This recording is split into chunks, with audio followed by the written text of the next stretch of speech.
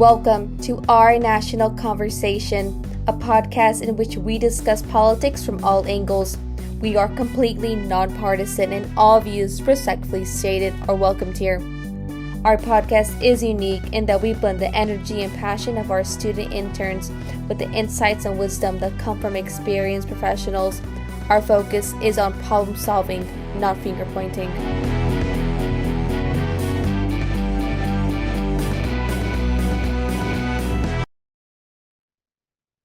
Welcome to Our National Conversation, and this is Allow Us to Explain.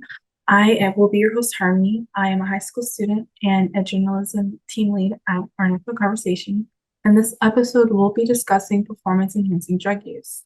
But first, I want to introduce our panelists, so if everyone could give a little introduction of themselves. So my name is Shawn Klein. I'm an associate teaching professor at Arizona State University, where I focus on philosophy of sports, sports ethics, and just general philosophy as well. So my name's Gibbs. I'm a lecturer in criminology at Northumbria University. I've done work broadly around the use and supply of performance-enhancing drugs. Got a book out next week, which is very exciting on that topic. But yeah, broadly looking at harm reduction, motivations for use, and then the markets that facilitate the use of mainly steroids, but other performance-enhancing drugs as well. Hello, I'm Micah, and I'm about 5 years of experience into lifting. Through that, I've had a lot of contact with people who have used performance-enhancing drugs, and just in interacting with the media, I've seen it like being prominently played on as a joke, but also like a not really joke where like people are actually doing it. So I see the effects of it through my journey in fitness, and I feel like I have a bit of credibility to speak on it. And that's great. I'm glad that we were all able to, get together and really have this discussion, because performance-enhancing drugs have been a really big talking point in society these days. So it's always great to have this discussion. First, I'd like to go over the health and science of the issue. So firstly, Shawn, I would like if you could answer me this question: what really are performance-enhancing drugs? That's a great question. And by great question, I mean very hard to answer, right? I don't know if there's a really universal, clear definition. I mean, WADA, the World Anti-Drug Agency, doesn't even really define it, but they do give a set of criteria that they use to determine whether something should be considered a prohibited substance or not. Which is they basically give three criteria, and it has to meet two of the three. And one is that the substance in some way has the potential or actually does enhance your performance. It might also be something that poses a health or danger or safety risk to the user. And then the last category criterion is that it violates a broad notion of what the spirit of the sport is. And so that is the initial starting point. Of course, each one of those criterion need to be investigated and talked about. What does it mean to enhance your performance? There's lots of things that can enhance one's performance. And then what constitutes a danger or health risk? Sport itself, most sports, particularly many of the popular American sports and worldwide sports, pose all kinds of health risks, right? And then what is the spirit of the sport, and how does something violate that is really, I think, where I spend most of my time as a philosopher. I mean, whether something is a danger and what the medical community says, I pretty much have to take the experts at their word for that. So basically, in short, the substance that might have the potential to enhance your performance is dangerous and violates the spirit of the sport, or meets one of or two of those three categories or criterion, would be considered by at least WADA to be a performance-enhancing drug. Now, there are other sporting, like in North America, the major sport federations, the National Football League, Major League Baseball, they go by a different set of criteria. I'm not sure how similar or different it is, but they're not signatories to WADA. They have their own set of rules. And then, Nick, I would really like to hear you expand on that. Yeah, of course. I'm less around WADA and sort of competition anti-doping. So a lot of my work focuses more on the kind of lifestyle aspects. So I would agree with everything Shawn has said. But equally, there's worth looking at these drugs through the frame of lifestyle, recreational gym use, etc., etc. So the kind of traditional notions of performance enhancement have often been in like elite sport, particularly athletics, etc., etc. A lot of the kind of public zeitgeist around performance enhancement comes through, I don't know, sprinting, etc., etc. Whereas what I'm really interested in is the kind of enhancement in a broader sense. So enhancement in the gym context, enhancement around kind of sporting context outside of elite sports. So yeah, we're looking at common substances, and kind of the focus of a lot of my work would be anabolic steroids, illicit fat burners, so things that make you burn fat a lot faster, therefore lose weight. Various things. There's lots and lots of substances, as Shawn has alluded to, that kind of fit within this. So whether we've got a massively expansive list and their prohibited list, and you'd be surprised about some of the items on there. That's quite common for athletes to get caught out with things in normal supplements, for example. So it's a broad range of substances. I think the most common, and what I can speak to the most really, would be anabolic steroids. But equally, I've done quite a lot of work with human growth hormone, etc. That sort of thing. So yeah, that's kind of where I'm positioned within this, and would take a kind of more expansive view, I would say, around these substances. So I wanted to add as well, like one of the other things, at least on the WADA list, and Nick's probably familiar with this as well, is that there's a lot of substances that are included on the list. They don't really meet any of those three criteria, but they work to mask or substitute, or if you take anabolic steroids for some period of time, you usually then need to take something that actually restarts your body's own endocrine system, because that tends to shut down. And so those things in themselves might not fit that criteria, but they tend to be secondary or derivative, or sort of in a carumba around the performance enhancing. And so those might also be included, even though they're not necessarily performance enhancing drugs, or substances, but they are masking or somehow related. So I know we've established that like these drugs really go over a broad range of like criteria, and they cover a lot of different aspects of a person's health. They may be helpful in many different ways. So one of my questions is, what potential long-term side effects come with heavily using performance enhancing drugs, or even just using them in minimal amounts? Are there potential side effects that come with using these drugs? Yeah, so longer term use, absolutely, would agree with that. So you're looking, if you are taking hormones from outside the body and putting them in, your body's always looking for homeostasis. So it's always looking to balance those out. So effectively, you will stop producing natural testosterone after a long course of using, so after multiple years of use. So a lot of my PhD research was with current and former bodybuilders, and most acknowledged or were already on testosterone replacement. So they'd sort of accepted the fact that they were putting too much external hormones in, obviously to great effect in terms of increasing their performance, but longer term was not great.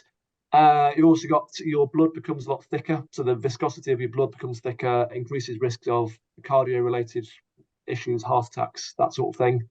Oral steroids are particularly bad for kidneys, and you're not great for your liver either.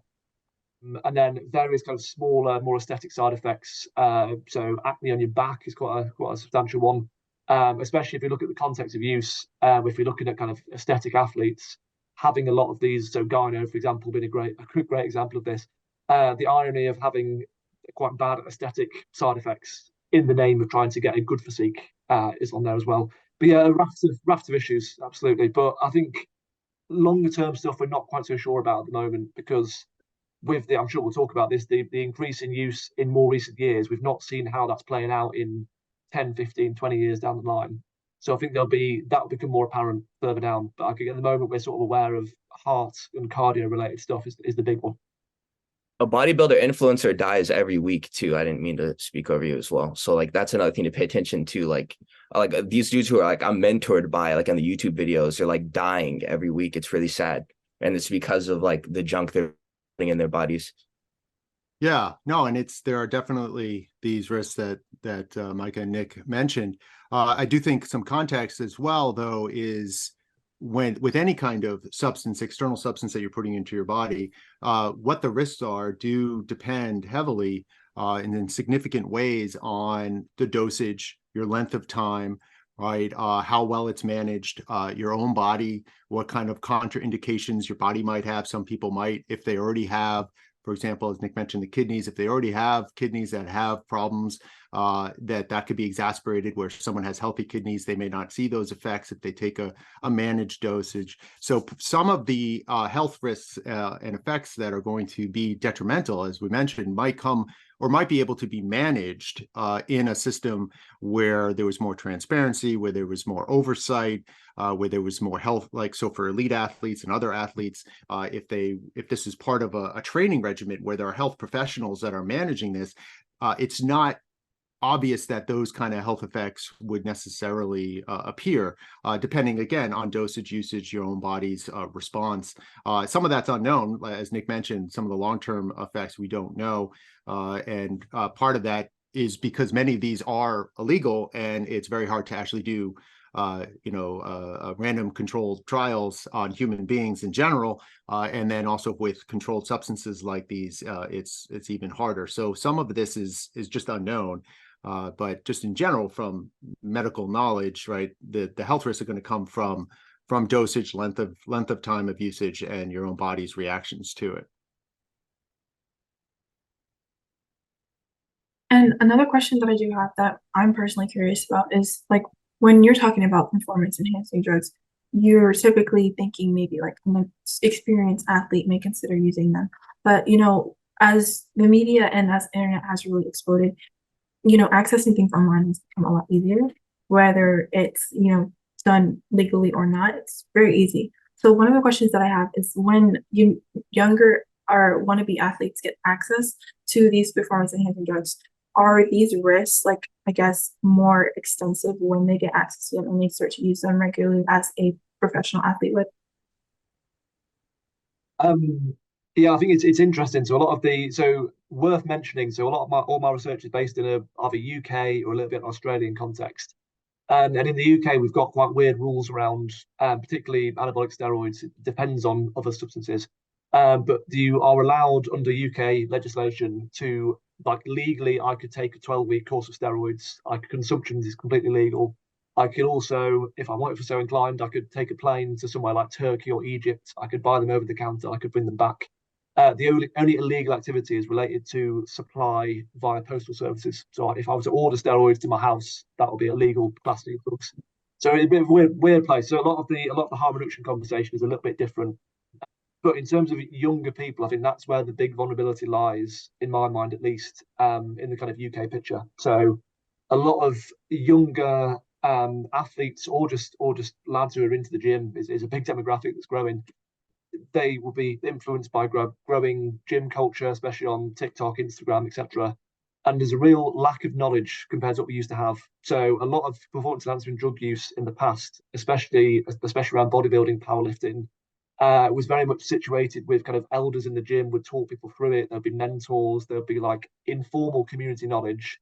But I think with where we are now in terms of the internet, in terms of social media sites, and the massive array of influences we now have, there's a bigger demographic of younger users who don't have the experience, who don't have equally the advice and the kind of support network around them. So I would say, yes, definitely more risk involved. I would also echo what Shawn said in terms of managed use and that sort of thing as well. I think obviously it is going to be there's more risk involved if you start using younger, but equally if you manage steroids well, and other performance enhancers, to be fair, you can take them in a safer way. That's definitely a message worth putting out there. But equally, the risks are increased if you're starting younger. And my concern from a kind of public health perspective would very much be around those who don't have those mentors around them to kind of guide them through the process. Yeah, so as Nick mentioned, I think the younger you are, and if you're a teenager and you're in the gym, you're likely not getting the managed care, as we might say, right, or an understanding of some of the effects that Micah was talking about, and what you might need to do to manage those is probably not as available, right? But I think also, right, the health effects may even be substantially worse. If you're talking about individuals in puberty or coming out of puberty, still in a very big growing stage.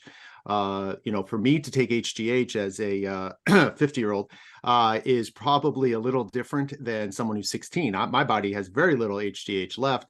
A 15-year-old is full of HGH probably, or at least, they're not, maybe not as much as when they were 10, right? But they're still growing. And so to introduce further hormones, further kinds of things that would stimulate hormone growth can have much bigger effects as their body is still sort of developing what its endocrine system and so on other systems are going to be like. And so that younger age might pose even greater risk than someone who's older, where their body is more into a settled state. As well, there's autonomy issues. A 22-year-old, a 25-year-old has a future perspective of longer term effects that they might incorporate into their planning. Whereas a 16-year-old, I mean, I remember when I was 16, I didn't know what I was doing the next week, let alone how, thinking about what my life was going to be like when my 30s and my 40s and my 50s, and what kind of effects what I'm doing in 16 is going to have on my life when I'm in my 50s. Is not something that's part of your framework. As you get older, that you do start to have that longer term frame of reference. And so the autonomy issues about whether or not someone can freely, voluntarily, and through informed consent, decide to use anabolic steroids or the like, seems a very different case than someone who's 15, 16 years old. And another question that I do have is, like, we talked about health effects. So I'm also curious to know how those are different when you're considering like a female taking performance enhancing drugs and a male taking performance enhancing drugs. Like when we're talking about health effects, is it more dangerous for a male to use them or a female, or vice versa? So actually, I follow this guy. His name is Greg Doucette, and he talks about like this wonder PED that he took back in the day. I mean, it comes with like like the receding hairline and the gyno and all these other nasty stuff, but it's called Anavar. And like, it's weird. This class of steroids, the way that it works in women is like it's 6 times more effective in women than it is in men. So like at 1/6 of the dosage, you're getting all the effects of the drug in a man. And that's what like the female gym influencers on TikTok often take, that are like bone shredded. They're on Anavar. And I don't know why either. It definitely has something to do with the chemistry. I just can't really speak to that. They probably can, but I know that there's differing effects based on the like which anabolic or androgenic steroid you take and which sex you are. It matters. I certainly can't speak to the actual science. So I'm a social scientist, not a natural scientist. But from my field work and kind of from being out there and getting data, I mean, the general feeling is that men's bodies and the male body can deal with more testosterone for a longer period of time. So if you are a man taking a lot of steroids, you can more easily get your hormones back to a settled level, and the longer term implications aren't quite so bad. I think with a lot of so I've done a bit of work around what we term anabolics coaches. So gym coaches who will specifically work around giving advice around steroids, etc., etc. A lot of those people won't touch cases involving women. So they'll happily work with men. They've got a good understanding of kind of the male reaction to various substances, but there's a lot less knowledge around female use, which probably is tied up with a lot of stigma, gender norms, that sort of thing. So we know less about the female body's reaction to steroids and other performance enhancers. But equally, there are, from my limited understanding, there is more longer term risks in terms of hormones and hormonal change and longer term things. Yeah, and I'll demur as well as not being a scientist, and as a philosopher, even further away from science than a social scientist. But we do know generally that women's bodies react differently to all manner of medical treatments across the board. So it wouldn't be a surprise at all. And I think that the expectation would be that women would react differently to it. Now, whether it's more positive, more negative, more danger, less danger, I don't know. I would expect it to be different. So my next question then is kind of related to ethics. So I know when we think about PEDs or PEDs, we really consider, professional athletes to use them, maybe to help them do better in sports, or maybe even people that go to the gym that we want to use them to bulk up and all that stuff. So what I'm really curious to know is if there's for example, a team of basketball players and you notice there's a low performing athlete on the team, would it be ethical to recommend them to use performance enhancing drugs, maybe to bring them back up with the rest of the team? Or would that just be, a hard line to draw? My opinion on this, as far as ethics goes, if you want to take a pill that makes it so that you can put a ball in a hoop easier, or so you can run around a track faster than everyone else, fine. But I watch combat sports, and I feel like the biggest area of like ethical concern is whenever these fighters are like 6'4" and they're off the stuff that makes their head bigger, and you have to fight this dude and he looks like a golem. And I think that that's a problem. And I think that that's where the biggest ethical concern is, because with fighting, there's like a weight cutting period. So you have to like dehydrate your body. And that's whenever people will take the illegal substances to rehydrate. And that gives them a massive edge over the guys that they're fighting. And to me, I think there's a layer of malice that goes into that whenever it goes into combat sports. If you just want to win and you're Barry Bonds and you just want to hit baseballs far, I don't feel like there's a level of malice that goes into your opponents, like for your opponents in doing that. But if I'm literally doping myself up so I can get strong to hurt people, there's a layer of malice in that action. And I think that that's wrong and unethical.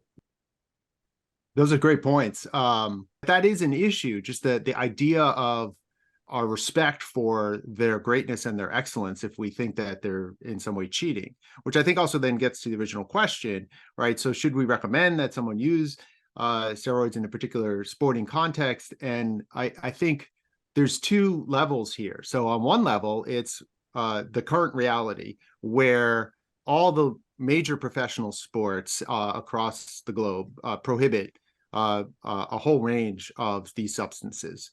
And as a athlete, that whether professional or just high-level elite amateur or so on, you are agreeing to a set of rules. And there is a basis of rule following and fair play and level playing field. These are the rules. This is what we're going to abide by. And so at that point, if that's the scenario, then it would be wrong to violate those set of rules. The higher level question, and the one that I tend to be more interested in as the philosopher, is what's the justification for those rules? Ought Major League Baseball, NBA, fighting sports like UFC and so on, ought they prohibit these set of substances? Should WADA exist, right, and have its set of rules or not, right? What are the justifications for the rules? Once the rules are agreed to, then I think there's a deep wrong in violating them. But the deeper question is whether we should have those rules. And then I did also want to raise that issue of the malice. I think that's a really interesting point to bring up. But one that, and I think there's some truth to what you're saying, but at the same time, there's a sense that at least critics of a lot of combat martial sports will say that the malice is kind of built into the sport, whether you're using performance enhancing drugs or not. And if you're fighting in MMA, your goal, at least by some description, is to incapacitate the other person by knocking them out or making their brain stop for a second so that they go unconscious, so that they get there, or they have to tap out because they're in so much pain and suffering. And so there at least some critics will raise that combat sports themselves already exist with having that malice as an intent. And so that bringing in performance enhancing drugs may enhance that, so to speak. Forgive the pun, but it's an interesting point to raise in terms of intent and what you're trying to do, and are there cases where the use of performance enhancing drugs is not necessarily a danger to you, but might actually raise a danger to somebody else, and that raises some different questions about the morality of the use, independent of abiding by the rules. Yeah, I completely agree. That's really interesting. Because it's something that Shawn alluded to right at the very start, actually, about this idea of spirit of sport that WADA have, that sort of governs sort of the moral framework around enhancements, that I do find really interesting. Because I think that one of the kind of a counter narrative to that is I'm halfway through involved in a paper around this in relation to Brazilian jiu-jitsu. It's something that we don't really think about is the other advantage-seeking practices that we see in sport on a day-to-day basis. So you've got, take the Olympics, for example, you've got teams that have the best training facilities, have access to the best coaches, the best physios, doctors, etc. You've got teams that can afford to fly their athletes out to do high altitude training, or to invest in the best sports equipment, that sort of thing. Like, is that not also advantage seeking and does that not factor into our morals around this? Yeah, and equally, and there's inequalities across all the sports, and I think obviously there are chemical inequalities when we talk about this, but there are also other inequalities. And interestingly, on the point of combat sports as well, we've seen recently, so UFC have taken themselves out of WADA, so they've taken themselves out of drugs testing. They're not involved in USADA anymore. I believe they'll have some sort of protocols, but it'll be nowhere near as robust, which is interesting. And then you've also seen this with Brazilian Jiu-Jitsu. There's a massive normalization. It's an accepted part of the sport. So I think it does make a difference in combat sports, Michael. I would go along with that in fairness, because I think there's an element of risk and potentially death if things go very wrong. Then maybe it does change the conversation slightly. But I think there's a really interesting conversation to be had there generally around what is enhancement in the form of sports and how are PEDs different to other forms of advantage seeking. So I'm also curious to know, do certain sports have a higher prevalence of using PEDs? And what are those sports? It's gotta be fighting. It's gotta be fighting. But the thing about it though is that like with the community, we all unanimously agree that it's wrong. But fight fans are so damn fickle that if they like a fighter, they'll be able to overlook the fact that they cheated. Is hailed as one of the greatest fighters of all time, but he popped several times for steroid use. This is like probably unanimously the greatest fighting man to ever live in most people's eyes. But his biggest like scandal was pulsating picograms, and like there were like picograms in his blood of like certain steroids that weren't supposed to be there. But there was like a confusion with the rules and regulation. And with USADA, even like them dissociating from this company, Bellator, which is like another like very high ranked promotion, they don't have any of this type of testing. And PFL, which is like another overseas promotion, they don't have any of this type of testing. So UFC is kind of like the flagship promotion of MMA because they're supposed to do things the right way. But what we're seeing is them starting to kind of bend the rules for athletes like who like he broke his leg and had to get reconstructive surgery and a titanium shin bone. So he exited the USADA pool so he could just take a bunch of steroids. So he's like 250 pounds right now, like 5'9", and he looks like a stone statue.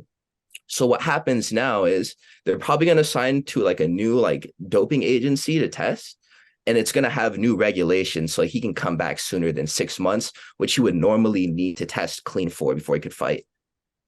So it's kind of weird as like the sport itself kind of loses respect for itself in this aspect. Like as a fan, it's kind of difficult to like see what to make of it. But I think that there's definitely a difference between watching like a regular boxing match and then watching Ivan Drago kill Apollo Creed, for like a lack of a better example. Like one is wrong. One feels wrong to watch. The other one is like, it's a good sporting event. I don't know about like the statistics about which sports have a higher prevalence, and that seems like a hard thing to measure. I think because now I think there are PEDs or that are going to be applicable to different sports that are going. There's going to be PEDs that are going to be performance enhancing for archery or shooting sports that aren't going to be relevant for boxing, like a beta blocker or other sort of lowering of blood pressure and so on, because that helps with sighting and shooting, which would not be good for a fighting sport, right? You want intensity and vice versa. So there are definitely different categories, and then for sports like cycling and running, you have PEDs that are going to be targeted towards stamina and things like EPO that are going to increase the rate of blood flow or the rate of red blood cells and hemoglobin in the blood that's going to move oxygen to your cells faster. And those are going to be, so each sport I think has a class or set of substances that would be considered to be performance enhancing. And now what are the rates in each of those sports? It's hard to know, but I did want to speak to partly because it's a lot of times these are either illegal or they're banned by the sport. And so it's, a lot of this is under the radar. People aren't going to honestly answer surveys. Oh, are you using this? Right. So, but I think there's an interesting thing there about the integrity of the sport that's coming up here in that Mike was talking about, where these leagues that might still have on the books rules against usage of various substances, but aren't testing them.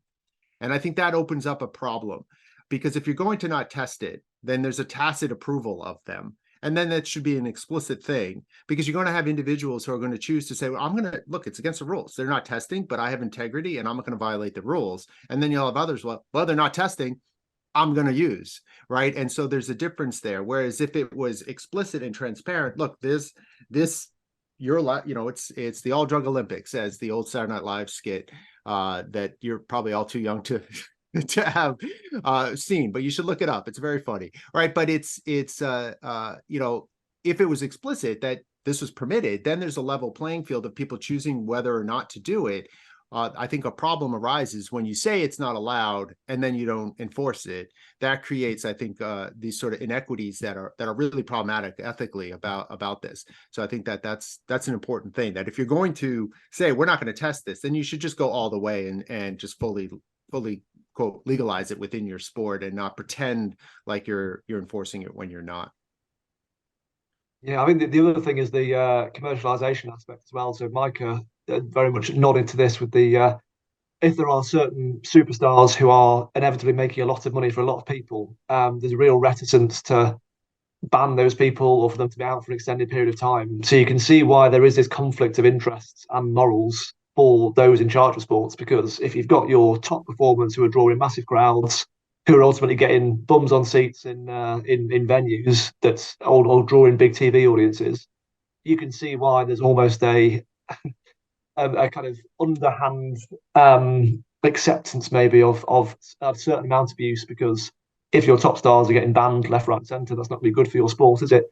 So yeah, there's lots of ethical quandaries, I think, that come into this. I think the commercialization and the money involved is all over this. I've just finished reading a book about financial crimes within the football soccer industry, and very similar sort of things went on there. They don't enforce things because there's too much money floating around. There's too many people making a lot of money out of things. So I think there is that very kind of late capitalist argument that there's a lot of money being made by a lot of people that would run counter to a really robust anti-doping response. And that's very true. I next I want to talk about like the societal and internet impact of these performance-enhancing drugs, because as I said earlier, accessing them now is a little bit easier than say like 50 years ago. And then also there's also that prevalent internet presence that we talked about earlier. A lot of people being on TikTok, YouTube, a lot of different social media sites that people can use, and they see people actively using steroids, bulking, or getting more attractive, and naturally that's what people want, right? So what I really want to ask is, what were the most significant changes in use of these drugs after the online media really just popularized them? A big problem is like all the lies you're fed whenever you first get into lifting, and what they don't tell you. Because like once you first start like picking up weights and pushing them, like you're gonna get really like cut and stuff and strong, and then it'll taper off after like a year or so, and then you'll just kind of hang out there if you don't like really get crazy and keep on like trying to push as much blood as possible. And then at that point you start looking to like people and what to do, right? And a lot of these guys, like Liver King was like one of the most recent ones who went like viral. I'm sure you're like in the research, you've seen that guy. He told people he was natural. I just eat a Paleolithic man's diet. All I eat is raw organs and bone marrow, and that's why I look the way I do. And if you eat raw organs and bone marrow, you can also look this way as well, and train hard. And it's like, that's what they'll always tell you: chicken, rice, and broccoli and stuff. But these guys are on sauce, and they're clearly sauce. So like once you like start to peel back those layers and you really see what it is, like it's kind of like a decision that like you ask yourself internally. But I feel like a part that's skipped in a lot of people's reasoning is like whether or not they've asked themselves if they've done all that they could. Because I feel like in many instances, before people pick up the needle, they don't ask themselves that question. Because as a natural lifter, like the human body does come with its own limitations. I can't spend 4 hours in the gym like someone who's on steroids and work effectively the whole time. But the human body is amazing, and you can still like get a lot of good stuff out of it if you have a good like baseline and frame. All steroids are going to do is just make you more of what you are and increase your ability to like work hard. So I think that if you can really ground yourself and understanding your limitations as a natural person, but still working through that and then trying to get to where you want to go, but corralling your expectations to not be on the level of those guys who are taking needles, then I feel like that's very healthy. But as far as like youth and media goes, all they're going to see is like these dudes who had insane transformations through needles, whether they talk about doing it or not. And then they'll be faced with that choice to make. But I think that they should definitely consider how far they've come. I don't think anyone with less than at least 10 years of experience as a natural lifter should be taking steroids, honestly. Yeah, it's interesting that you mentioned the Liver King case. So along with Tim Piatkowski, who's over in Australia, Griffith University, we actually wrote a paper about Liver King and the kind of implications around this whole smoke and mirrors industry, where, yeah, for all intents and purposes, it looks like there are lots of natural athletes who are getting a great deal, doing a great deal better than anyone possibly could.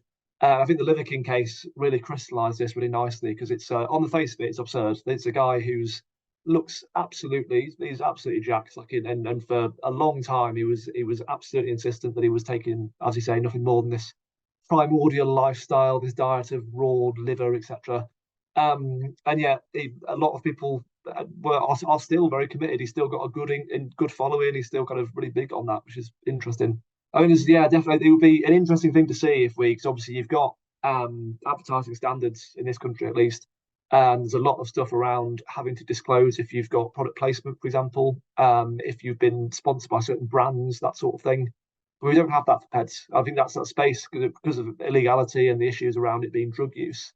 There's not a lot of people saying, yes, put my hands up, this is me using. And maybe more so now, there's quite honest coaches, bodybuilders, powerlifters, people in those sort of spaces have got a decent internet presence and will talk fairly candidly. But I think there is inherently within the health and fitness industry, there is going to be this kind of smoke and mirrors, these very commercially lucrative lies. Because if I've got a certain protein powder that I want to be selling, if I can make out like my bodily transformation is solely due to that protein powder rather than all the trenbolone and testing, etc., that I'm putting in, then that will massively benefit me and my brand, quite frankly. So there's a lot of money floating around that will that precludes this, I think. But the other thing to mention is the idea of the global peer group.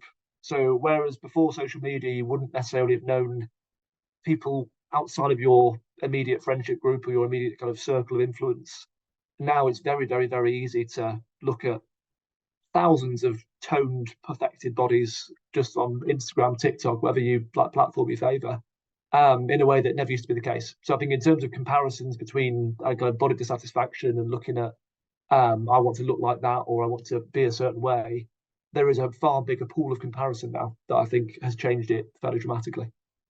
I think, I can't really speak to PED within the social media space particularly, but I think it does point to just a general thing that as human beings in this current space in time, we need to be very aware of the media that we're watching and have a healthy dose of skepticism about everything that we digest and consume, be it about a weightlifter or news organizations, things going on across the world, medical information, all of that. I'm not saying that we should just, hide in a basement and put a tinfoil hat on or something like that, right? There are reliable sources of information, but I think there's a big onus on each of us individually to develop that sort of skill and critical thinking ability to suss out what might be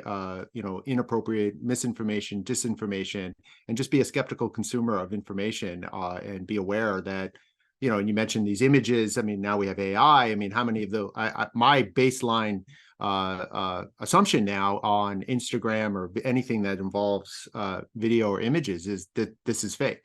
The burden now is on somebody to show that it's not, in my mind. Now, maybe that's too strong, but I think there is a sense of having better consumer abilities on our part, that there's an onus on us to be aware of that and develop that skepticism. It always opens up the whole idea of enhancement in a way. If you can digitally enhance as well as chemically enhance, then are you also engaging in performance enhancing activities if you're kind of toning yourself up. The other thing to mention with this, because a lot of the latter half of my book speaks about digital markets as well as your kind of traditional gym-based markets. And a lot of these digital spaces also facilitate the sale of the substances we're talking about as well. So my PhD work was around Instagram and Facebook as sites of commerce. So you'll have private Facebook groups where underground labs who are producing these domestically will be selling their products. You'll have Instagram pages where people are doing body transformation, testimonials. A lot of the language of gym culture is also being mobilized by suppliers to be able to say, right, this is the body you want. Well, we've got the product for you. And I've done a bit of work with Luke Turnock and Luke Cox around this as well, looking at TikTok and Instagram. So these spaces that are arguably cultivating some of the bodily dissatisfaction are also then saying, right, we can then sell you these products on the exact same platforms, which I think makes this kind of the dual approach to it, which is an interesting space. Now, I'm glad that you mentioned, Nick, about like the online purchase and sale of PEDs and how that's really exploded with their exposure. So one of the questions that I have is, how do we regulate that, right? Like, how do we manage, the safe sale and purchase of these products when, they're really being promoted and people may prefer this specific one, like, Liver King, he may have used, I know the topic of Liver King, I've kept up with the issue. And I was really interested because he, behind the scenes, he had his own brand that he was promoting. So I'm curious, like, how do we regulate that and really promote the safer ones while pushing the unsafe ones behind? We got to get rid of this immediately. These are SARMs. The abbreviation, it means selective androgen receptor modulator. And this stuff does even worse stuff to you, because it's meant to emulate something that's already supposed to do freaky things to you. And it's not lab tested. It's made by the same dudes who make like the little vapes that people like to suck on. And it's like, it's not right. It's not right. And these are like, I could buy this right now. And it's only like $100. And I could probably put on about like 15 pounds of really dirty and sloppy muscle and ruin my hormone chemistry for this money. But I would get something from it. So I feel like kind of taking it, because I guarantee you it won't ask me for my age if I wanted to buy like this Winstraw bottle right now. So I think that like regulating this type of stuff here, like doing more government research and then coming out with more regulations for like this over-the-counter stuff is like the first place to start. Because I feel like this is where kids, like the point of entry for a lot of children are like SARMs. And it's bad business. Yeah, SARMs and pro-hormones and that kind of side of the market is fascinating. So I did a paper with, again, Luke Turner, because we've got a lot of work with, looking at kind of Amazon and Alibaba and a few other kind of traditional marketplaces where you buy your kind of day-to-day stuff. And it is insanely easy to get hold of a lot of very grey market, grey area products. I think there's a lot of, so for example, a lot of them will say not for human consumption. So they'll be covering their own back from an advertising perspective, saying, "Oh, this this is either an agricultural product or it's something that's to be used for, I don't know, whatever else." And very, very obviously from the marketing, it's around enhancement, it's about building physique, but then they'll caveat it to cover their own backs. And I think, yeah, some more kind of algorithmic based bans maybe might do something, but equally you can evade those by using slightly different terminology, changing words, etc. But I think it's an interesting one in terms of our national contexts here as well. So obviously in the UK, we have a reasonably good harm reduction provision because it's not an illegal supply. Steroids particularly aren't illegal substances. So in terms of help seeking and in terms of the infrastructure, there is a reasonable amount of safe sort of best practice advice. Needle exchanges will engage with users. Not as well as they could do, and there's a distrust between the using community and the medical community still. But where I think that differs in an American context, as well as Australia, actually quite a similar example, is that because there are very restrictive rules around the substances, it's difficult to get the health messaging right without it just becoming you're a criminal. So I think that's an interesting one. But yeah, it's a really difficult one. I think it's the globalized nature of this, the informal social media based nature of a lot of the markets means that if you cut off one blot of supply, they can Phoenix companies will pop up very quickly. So yeah, I think algorithmic bans might do something, but certainly wouldn't solve the whole issue. I think you know, it might come at it from the sort of demand side in a sense, in terms of education, some of what Nick was talking about in terms of harm reduction. That's partly education of the consumers to maybe lessen the demand, or at least understand how better to use this, how to avoid you know, fakes, snake oil, stuff that's not going to give you what you're looking for, but you know, kind of the things that Micah was talking about. But I think a lot of it also is an outgrowth of a prohibitionist mindset that creates black markets, that creates gray markets, that creates a lack of transparency about the harm, potential harm, how to use these safely, how to use it under a managed, you know, health. I mean, you can't go to your normal doctor to ask these kinds of, well, I guess you could ask the questions, but you not in terms of helping to manage. Hey, can you take a regular blood test for me to make sure that I'm within a healthy band and a healthy range of kidney function, liver functions, and so on? You know, your normal doctor can't really do that, right? Whereas if this was legal, you know, not a prohibition mindset and structure that would allow for better education, better harm reduction, and more transparency about these things, that I think in the long term might not necessarily reduce usage, but I think it would be a safer environment for people who want to use. And so I think that ultimately, and as well in the elite sporting space, I think the focus ought to be on the safety, not so much on why is your blood cell count so high. Like, is it because of high altitude training, or because of a machine you sat in, or because of it's a natural genetic response, or because you're taking EPO? That should be irrelevant from the elite competitive standpoint. It should be above this level is dangerous and you're going to have a heart attack, right? And so just making sure that individuals, however they're getting there, are below levels that are, you know, within ranges of understanding what an elite athlete can do and what their ranges are for various hormone levels, kidney function levels, all of that stuff, that's under a kind of regular management, so that people can understand where they're at and perform in a more healthy way, rather than one that might lead to dangerous kinds of consequence. And the big head that Michael was talking about, a lot of that is from overuse, and you can probably get most of the performance enhancing that you might be looking for in much lower dosages in a much healthier managed way, that would reduce a lot of the concerns that we're talking about. And so, but I ultimately, I think a lot of it comes on being an informed and educated consumer about things, and that's the best defense, because as Nick said, there's always it's always whack-a-mole, and you're always the cheaters are always going to be one step ahead. And so I think you just have to be better educated about what kind of products are going to actually achieve your ends in a healthier way than others. And then blood work too. That was a great point he made. I wouldn't even consider like touching any of this stuff without the ability to go and consistently have my blood work done. Because if you can't monitor it, these changes are just happening inside of you, and you may just perish in your sleep one day without any sort of pre-warning. So that was a great point. Thank you. Yeah, absolutely. I think the provision we have, so in the UK, we've had a paper out this week actually looking at the private sector for harm reduction. So we've got reasonable public sector harm reduction. So looking at needle exchange programs generally. So it'll be a bit of advice. It'll be safe needle use, and that's about the extent of it. Whereas the whole private sector industry has popped up in this country to provide services like blood testing, bloodletting, specialist supplements that effectively act as a PCT, a post-cycle therapy.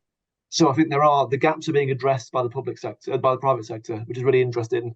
And I think that does speak to the fact that there's a massive demand. A lot of users want to do this safely, but are precluded from doing so either because of national rules, laws. So Australia being an example of this, America being an example of this, or just lack of good public health provision, which is more the case with the UK. So yeah, I think also transparency mentioned about the sort of influencers, people in the gym community online.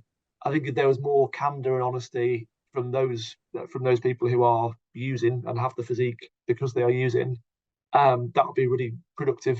Obviously, that would have implications on sponsorships, potentially with illicit supplements. There might be issues around if someone's sponsored by, I don't know, My Protein or something. they might not want them to go and say, oh, well, I'm also a steroid user, because that probably wouldn't go down well for the brand. But I think we do need more honesty with a lot of gym-based actors and a lot of people who are involved in kind of influencers.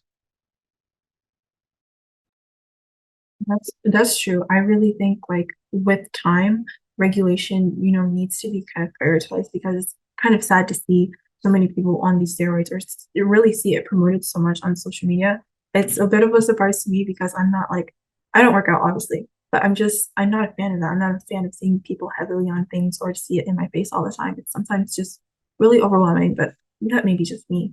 Another question that I had, there are, awareness campaigns when it comes to performance enhancing drugs, pretty much anything. There are a lot of awareness about it online, a lot of nonprofits pushing for good things. So I wanted to ask, when it comes to the content that's promoting a lot of these drugs online, how effective are the campaigns that really, try to counteract that? For example, there's the International Topical Steroid Awareness Network, which is a nonprofit that is really just tasked with providing help in communities to people suffering from the overuse of steroids. So do you think these like campaigns or these awareness networks are effective in doing their job given the amount of content online? I would say no. But honestly, Nick, you just said something really intelligent. Whenever you said that transparency is something that's needed, that is how we stop like this massive influx. Because all they're trying to do is be like the guys they see on their phone screen. So if those guys can just be outward and saying like, you will never be able to look like me, I take drugs, then like you kind of curb your enthusiasm a little bit. And then another guy who may look less cool than the dude I was just talking about before, but is on like the level playing field with you because he doesn't take gear, he'll tell you like what he does that works for him, and you'll be able to maybe take knowledge from him and apply it better than like something else. And that way you're not confronted with like this like evil choice you have to make if you don't want to make the choice. I mean, everyone has like their own autonomy. If this is something that you really want to do, go and do it. But as far as like ad campaigns and stuff go, like I want big muscles. I want to lift big weight. Like most of the people who are taking roids, they can't even read. So like an ad campaign isn't going to do much to stop them, I don't think.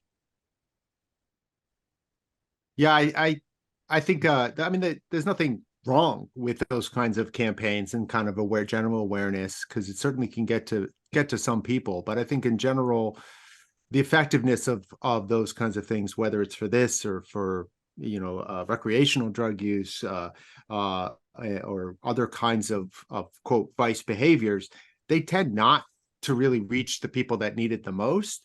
And there's not as much buy-in. So I don't know how effective those tend to be, any of those sort of public service announcement type things. I think most people tend to edit that out as they're probably watching it. And then if you talk about the social media algorithms and so on, I mean, it's probably not getting to as Micah said, the folks that are really looking and just like, well, how do I get big? This guy's big. What's he doing? Right? They're probably not going to be ones that are going to be fed the awareness stuff. So, and that gets to the point again about being an educated consumer and going out and looking for information outside of your normal path of getting information. If you're getting your information from TikTok, you shouldn't, right? TikTok is an entertainment platform. It's not a news outlet. One, it may not be real, but it also may not, it's not capturing the full thing. And so getting into the habit of going outside of your comfort zone to get information, news and whatnot, from places that you wouldn't necessarily go to first is a good habit to develop in order to get those counterbalancing voices, whatever it might be. And I think in this too, if you're interested, I want to get big. Well, okay, you might see these guys on TikTok or Instagram or whatever, but you should also, talk to other health professionals and other people in the field and try to get as much information across the board. Don't talk to the same type of people over and over again. Talk to different people from different contexts to see what kind of information you can get, to see are there better ways? Are there, one of the things that Micah said that I really liked earlier was, have you done enough, right? Asking that question about yourself. Have you done enough information looking for what's going to allow me to reach the goals and achieve the ends that I want to achieve? What are the best ways to do that? Looking around, not just this way, but talking to this person and that person and other people outside of your normal context, I think can provide you with a much broader base of information beyond just the particular information campaigns, which again, I think are still can be helpful in a certain context. I think it's about building bridges as well in many ways. I think with the there's a real, especially if we're doing the whole kind of Nancy Reagan say no to drugs type campaigns, there's a real disconnect between the medical community, embedded experts who actually, there's a lot of ex-users who offer harm reduction advice, for example. They are seen as far more credible for a lot of users than doctors, GPs. I remember someone saying to me that in the whole of the training for a GP, which is obviously like, I don't know what's it, 7-8 years, they have sort of one bit of input around steroid use, for example, which is probably about half an hour's worth of talk content. Whereas you've got people who've been using for years, have a lot of what Lee Monahan called ethnopharmaceutical knowledge, so kind of that embedded knowledge from just previous use. I think there needs to be a better collaboration between medical institutions, government, and ex-users or current users to exactly engage a lot more people. Because I think what's the point in having this kind of disconnect between, you've got users who've been using for years, who know loads about the side effects and specifics, and given the correct sort of medical oversight and kind of collaboration with the right people, I think they're really important voices. And yet they get kind of written off as just kind of community insiders. But I think if you want to make a really effective public health campaign and kind of a campaign for best practice and for ultimately making people healthier, or at least kind of increasing informed choice within this, I think you need to have those people within the community reaching out as well as people from outside the community reaching in. I think that's really important. And that, I think, also speaks to, again, that can happen more in a regime of, as you mentioned, harm reduction, and a regime of more openness. So not a prohibitionist regime like WADA imposes, because you just can't have those conversations out in public. And so, or it makes it a lot harder to have those kinds of conversations, because it's just, no, don't do it, right? As you said, just, just say no, right? And, those campaigns were not effective. Just Say No, the DARE campaigns that are still ongoing in American schools are, all the research shows that they had almost zero effect, if not negative effect, on drug use. So I think that also speaks to those concerns, that they're not necessarily authentic voices that are going to reach the people that need to hear the kind of information where someone, an insider, would be. But I think that can only really happen in a more open environment that's not prohibitionist. And as we wrap up, I'd like to talk about the future of the use of these drugs. So this question is really for everyone on the panel. What do you see in the future as far as like the use of these drugs go? Do you see it being used more often, less often, or do you see them like really not changing in their shift? I think things will get more sophisticated as we roll on with technology, and roll on with kind of the ability to manufacture more effective substances. I'd imagine we'll be able to, within sport and outside of sports, so my own research identified a bit of a diversification of the steroid market, for example. So your underground labs, so the producers that are in this country, that are kind of operating within like independent labs outside of, they're not proper labs, but they make the steroids there. They have really improved and diversified their product. So I think that'll be a trend we keep seeing. So more of a diversification and just more products on the market, I'd imagine, in relation to enhancements. I think human growth hormone appears to be very on trend at the moment, and in terms of future use in sport as well as recreation, I think there'll be a lot more people dabbling in human growth hormone. It's very expensive, is the caveat within that. So it's not going to be your kind of low end gym users. It's going to be your kind of more high end competitors and those sort of people. But yeah, that's certainly something. I think there's something to look out for in terms of SARMs, pro hormones, these kind of grey area substances as well. And I think we'll see some interesting kind of regulatory responses to those, I would imagine. But yeah, certainly not going away. That's definitely will not be the case. And I think if we look at gym culture online, that sort of stuff, that's only going to grow as well. We're becoming ever more digitized and digitally embedded with our lives. So I think that will continue to play its role. So yeah, it's a bit of a depressing forecast, really, but I think these issues are certainly not going to go away. But I think the way we can deal with them and work productively with them can certainly improve. So that'll be my kind of message of hope towards the end of this. I would echo what Nick said. I think these are trends that will continue. This has been, well, I mean, we could go back to the Olympic Games, and we know that there was they obviously didn't have the sophisticated kind of pharmacology that we have, but we know that they would use things that they thought would enhance their performance, and all the way back, and you go 100 years. I mean, really the pharmacology, the steroids, I mean, that's something that starts to develop post-World War II, and you have the East German weightlifting team and so on that were, heavily using steroids and in ways as the first sort of batch, I suppose. But it's something that is continued to be used. It's getting more and more sophisticated. I think the next, I won't want to say next because it's probably already here, but will be continuing to grow, would be genetic technology, genetic manipulation. So not necessarily taking drugs, but having your genetic code manipulated and changed in order for your body just to produce more testosterone or produce more red blood cells and so on. And so I think we'll see that continue to increase as that technology increases. On my positive note, I guess, I don't know if it's a positive note or not, but I would like to see a more open environment, as you could tell from a lot of my comments. I think moving away from a prohibition regime and more towards one of management and transparency and harm reduction is the better way to go. Focusing in the testing that major elite sports and other sports might do to focus on safety concerns, levels of function of organs and so on, as opposed to any particular substances. And so moving away from a conception of doping and moving more towards making sure that athletes are able to achieve the goals that they want to achieve in ways that are effective, but also relatively healthy given their aims and within some sort of check. I would like us to see move away from a prohibition regime to a more open, transparent one, a more legal or decriminalized one in which individuals could make those choices, but do so within a context of protecting them from the abuse and the harm aspect of it as well, which I think would come more naturally from having it out in the open rather than hidden.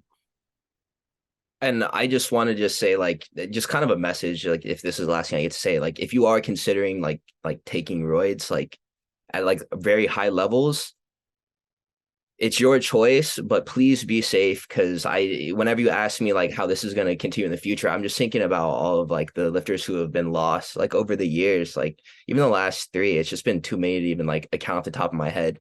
And the way that I interpret that question is how many more will go, and probably a lot, honestly. And it's sad. Whenever people die, it's sad.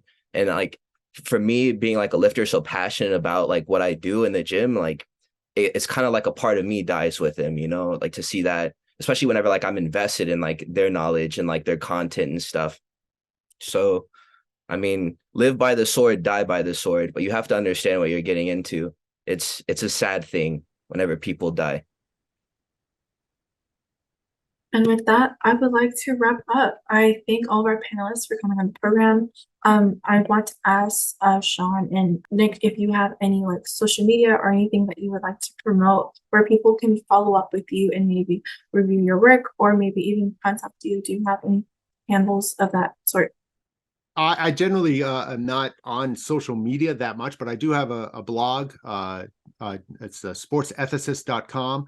And I do have a Twitter at sportsethicist as well. I don't use it that much. The best way would probably be to contact me through the website sportsethicist.com or through ASU. I can do some very narcissistic plugging of my book, if that's all right. So I'm on Twitter, Nick R. Gibbs 1, tweeting a sort of personal/professional capacity. But I'll generally have lots of comments around this sort of thing. I've got a book coming out next week, which is very exciting, the 16th, called The Muscle Trade, which looks at the motivations for and markets that satisfy the demands for imaging performance-enhancing drugs. So that's based on my PhD.